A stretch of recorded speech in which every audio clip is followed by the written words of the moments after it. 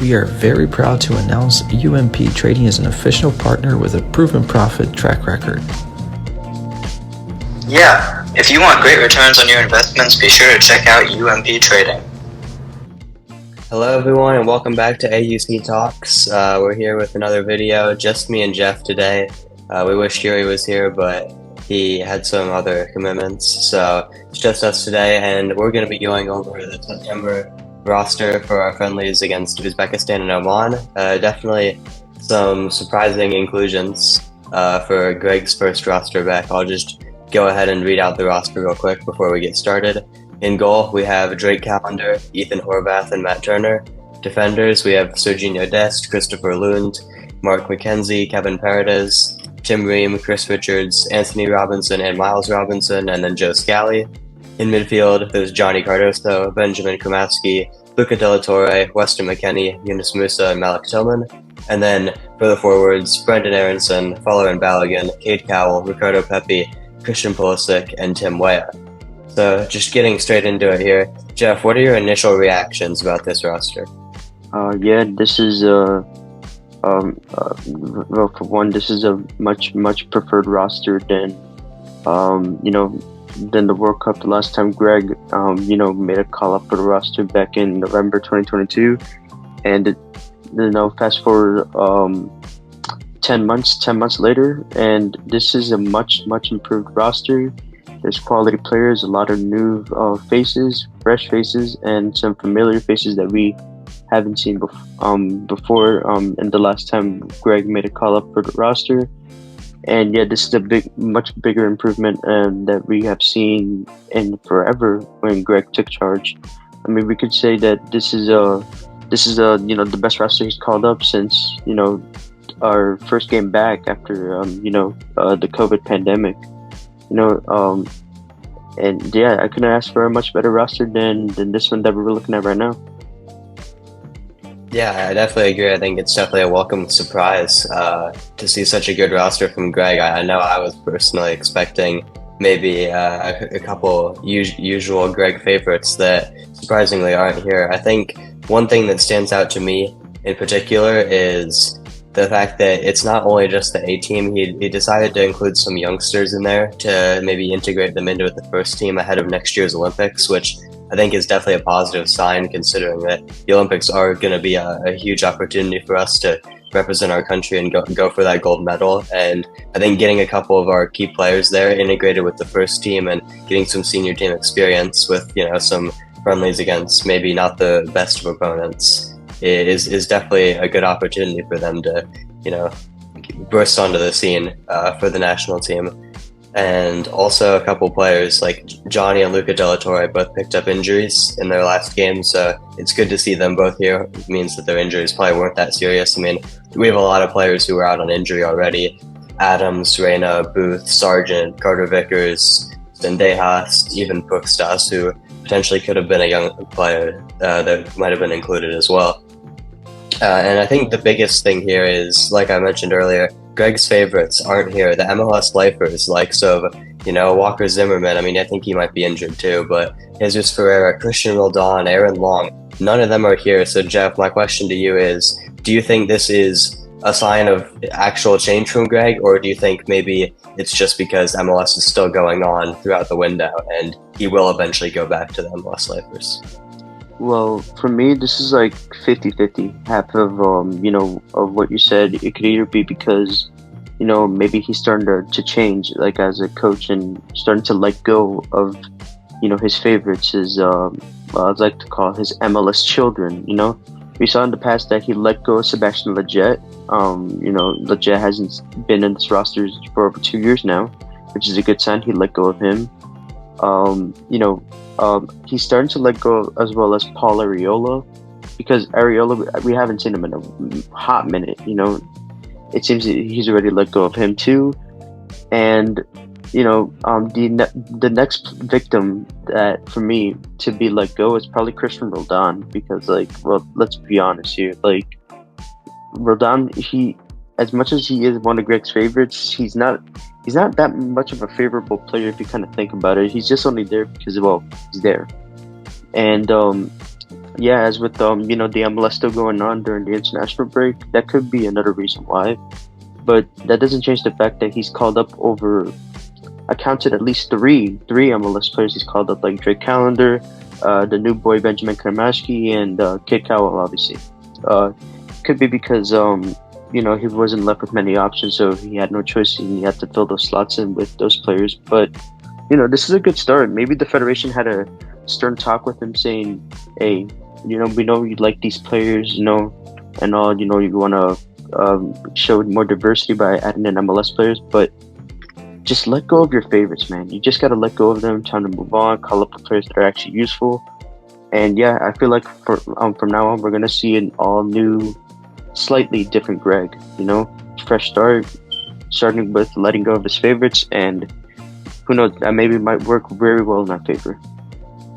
Yeah, I agree. I think it's definitely an encouraging sign here to see. I mean, you did say, well, there are a couple MLS players, but they're players that we thought might be on the roster, and I think do deserve it. I mean, considering the goalkeeper situation with Zach Steffen still not having a club, really, I think it's fair to have Drake Callender here. And I mean, Kramaski, obviously, for recruiting purposes, Cowell to integrate him into the first team. I mean, he's been with the senior team probably the most out of our young players. Obviously, he was at the Gold Cup and in a couple of other friendlies before that. And speaking on Benjamin Kramaski and also another player, Christopher Lund, who I just want to say I think I was the first person to mention that he should get a call up in this week's Stock Watch. So shout out to me for that. Props to you, Braden. Props to you. Yeah, thank you. And yeah, just talking on those two, I think they're pretty big inclusions, but I will say Kramaski's recruiting battle isn't won yet. He still could represent Argentina, obviously. He didn't have to file the one-time switch because he hasn't been with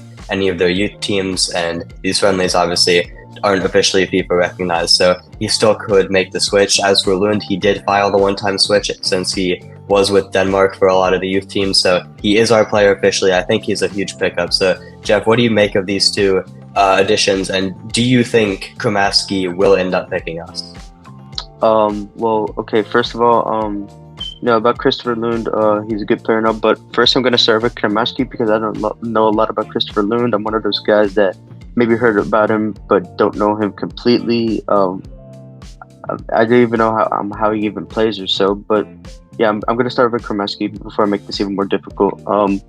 Yeah, with Kramaski, like you said, it's a fair point. Like, even though he accepted this call up to the senior team, it could be like mainly for recruiting purposes, and because maybe Greg just wants to, give him test him out, just try to see if there's any, room for him in the future, which he's already proven with Inter Miami. He's a quality young player, and yeah, the battle isn't won yet, for sure. I have a feeling that Argentina, they're monitoring him really closely, and especially with Messi's influence, it won't be long before Lionel Scaloni, calls him up to, do the same as we're doing, observe, scout, well, not technically scout, but, observe and, test out and try to see what sort of player he is and to see, like, if he can be a key player in the future.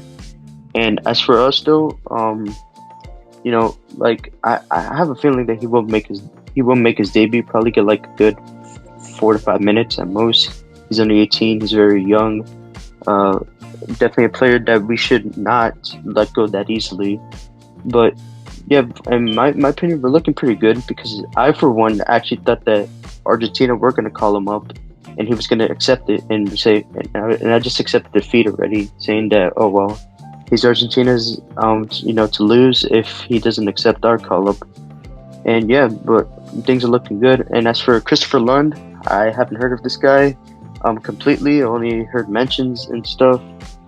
But the thing about him is that, he was a player that I was like, oh, okay, well, well, if he chooses to represent Denmark, it won't be all that bad because, well, I don't even know the guy, but when I saw that he was playing with Palermo, and that he just started to play in Italy, I heard many things about him, saying that he's very, very defensive type of player. He's left-footed and he's really good on the ball.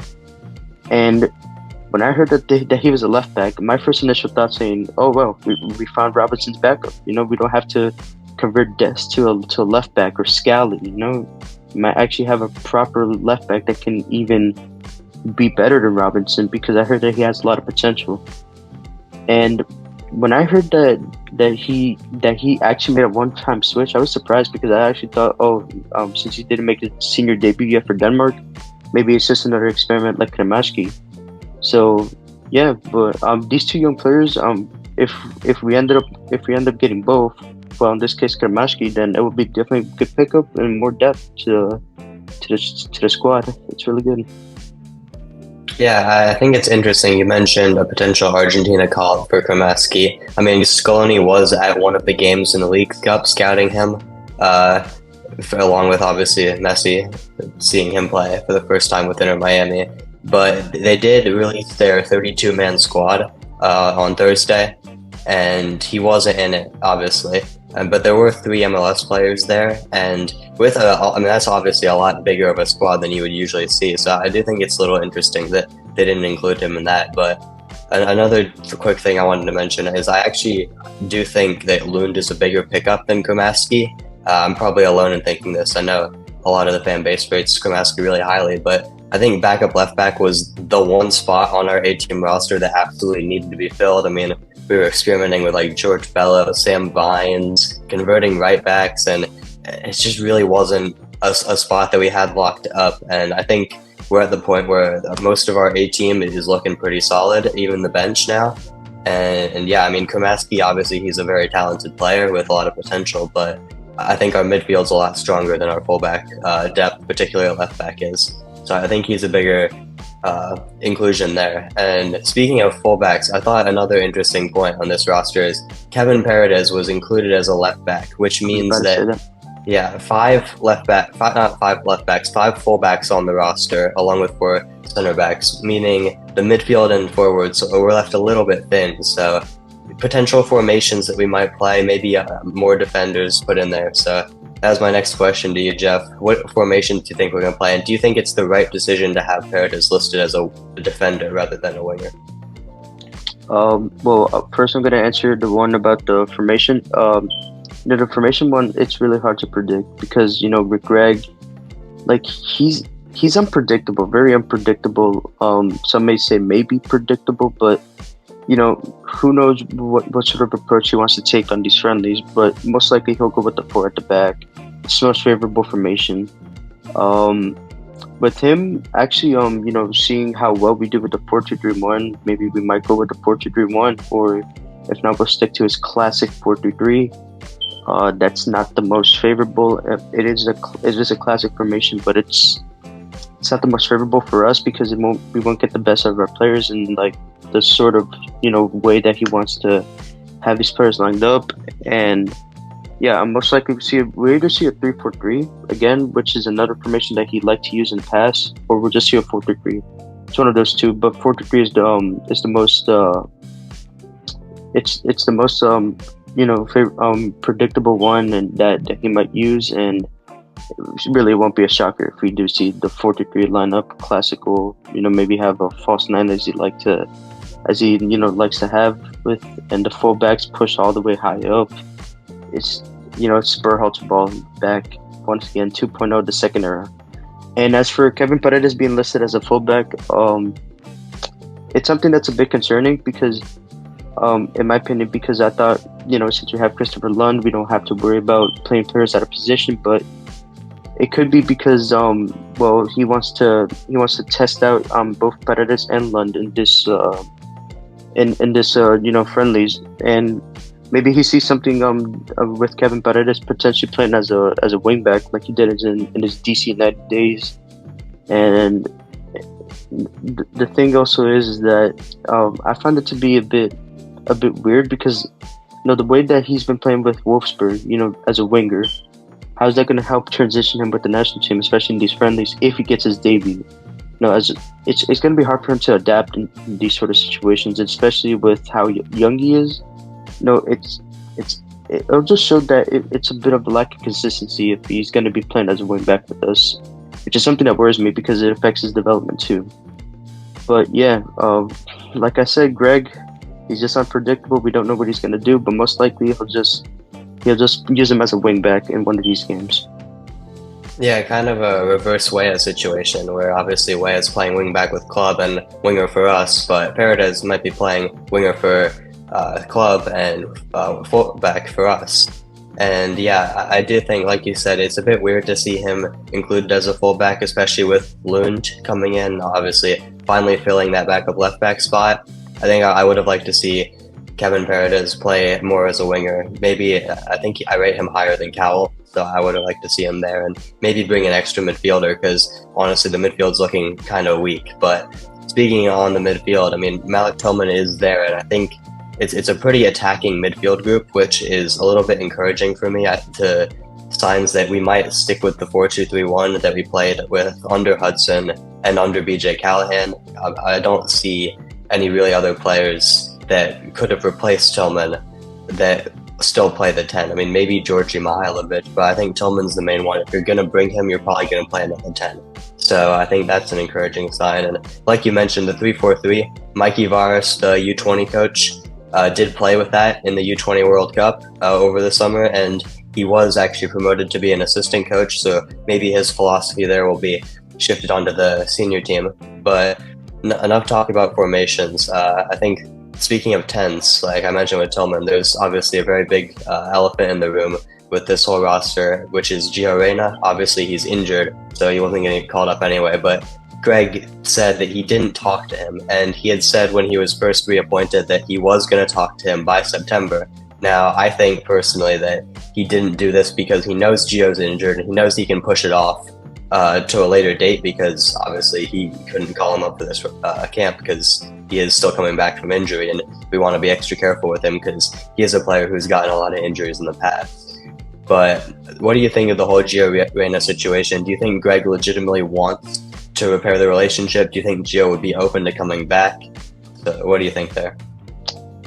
See, the thing is that, you know, Greg Berhalter is he's the complete opposite of action speaks louder than words. He just wants to, you know, make cool down the situation, put the fire out. But what he's doing more is that he's just adding more gas to the flame. Like, the whole situation is ridiculous because the first thing that he should have done is sort the situation out and doesn't have to worry about it later. You know, just rebuild the relationship like that. Maybe have the conversation with them first and then rebuild slowly. You know, have a working relationship with him. You know, working relationship, all professional, no shenanigans, no beef, no nothing. But all this man has done is just, you know, speak to Balogun, which isn't bad. He needs to get to know Balogun, but you know, his priority at first would have been to repair the relationship with Gio, because he knows that Gio is a crucial player, and with him, you know, seeing how he did over the summer, like, he should have at least at that moment after our Nations League victory speak with him, you know, try to repair the relationship.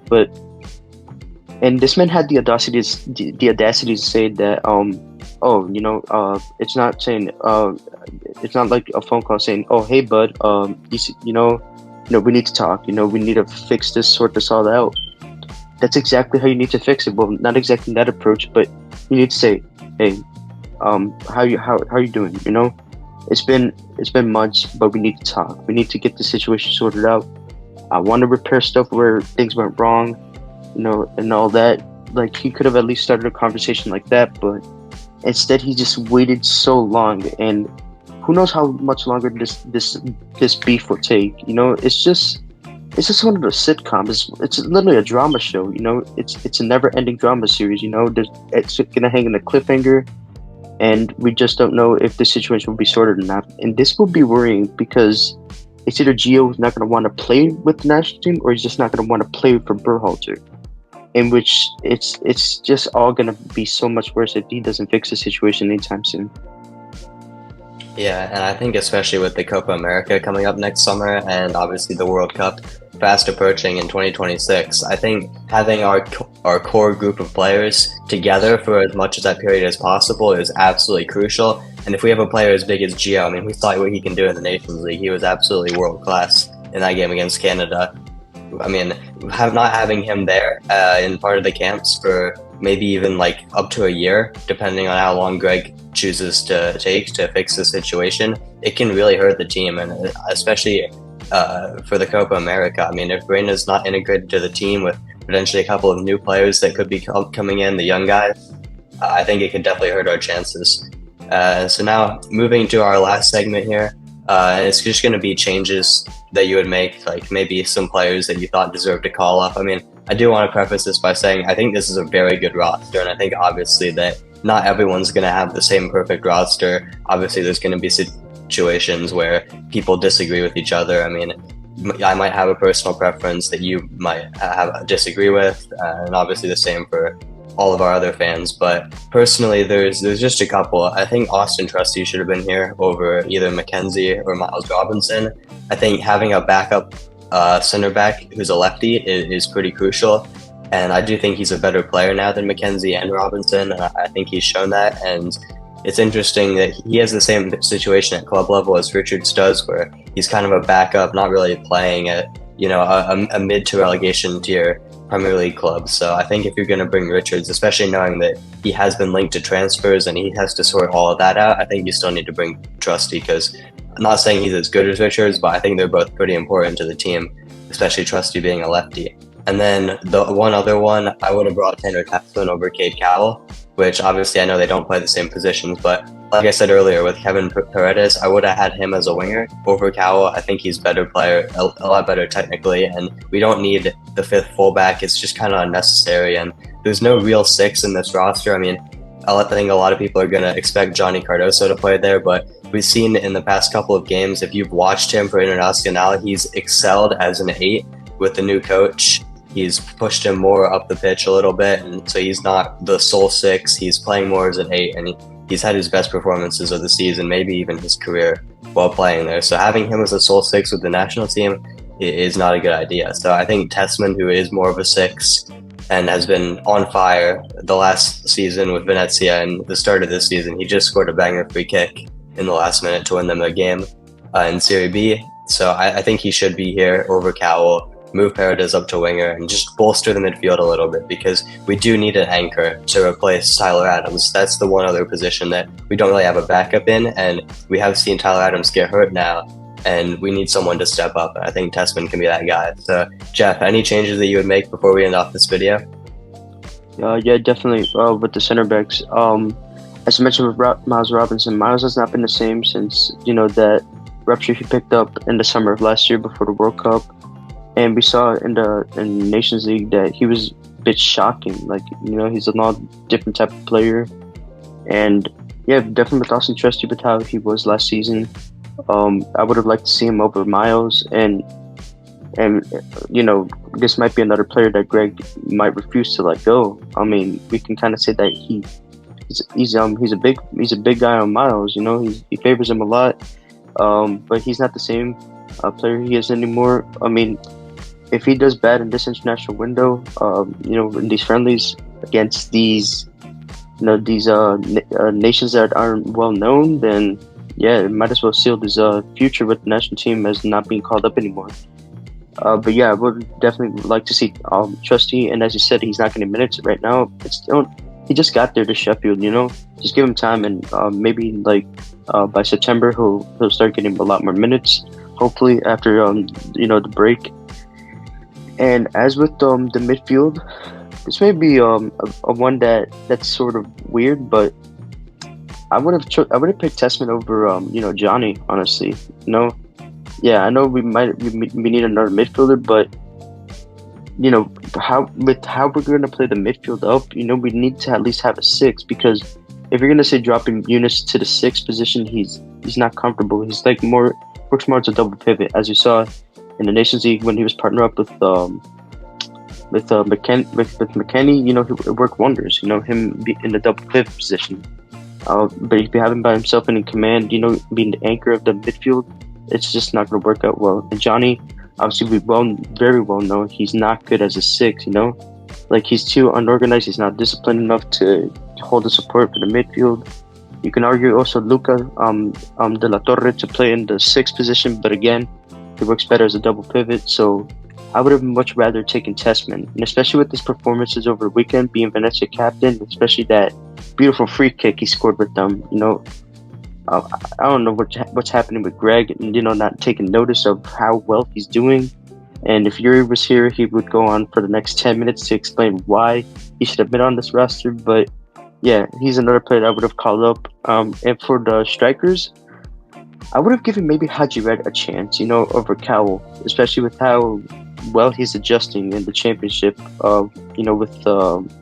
With his club, I would have actually, maybe just call him up to see if we can give him one more chance or not. But yeah, those are the 3 players that I would call up. Maybe I would throw in Slonina over Horvath because I know that it's only for a backup, but I would have much rather like to see Drake Callender maybe get his debut, and just have Slonina here for experience. Yeah, I think those are definitely fair picks, and I think it's interesting that we only brought 2 strikers as well. And it poses a question: if Josh Sargent didn't get that severe injury against Huddersfield, would he have been in this roster? Personally, I think he would have been, but I think with that injury, Greg decided, we have our 2 main strikers, Balogun and Pepe. They don't really need replacements unless it's Sargent, who was obviously starting the season very, very well. So I think that's why we didn't bring Haji. And honestly, I'm kind of okay with that. Give the 2 strikers we have a lot of game time. If we brought a third, he probably wouldn't play too much, maybe not even at all. So I think it's okay. And even with Cowell, who has shown in the past that he can fill in as a striker if necessary, I think that's all right. And for Slonina, I agree. I think it would have been nice to see him here, but I do think settling in with Yupin is important. He did just get there. He's only played a couple of games, so maybe building momentum with him in training is also just as important as the national team camp as a backup. So yeah, definitely fair takes. That's going to be the end of this video, guys. Thank you everyone for watching. Thank you, Jeff, for joining me for this video. Sorry we couldn't have Yuri here. Scheduling conflicts, always people are busy, so it's a bit of a challenge, but we will try to get him back for the next video. And let us know in the comments, what do you think of the roster? What do you think of our takes? Let us know, what players you think could have been here, who didn't deserve to be here, what formations you think, all sorts of things. Do you think Kremeski's going to pick us or Argentina? So all kinds of things you could discuss in the comments. Like I said, thank you all for watching. Like and subscribe if you're new, and if you enjoyed, we'll see you guys next time. Yeah, thanks for having me here, guys. All right, see you.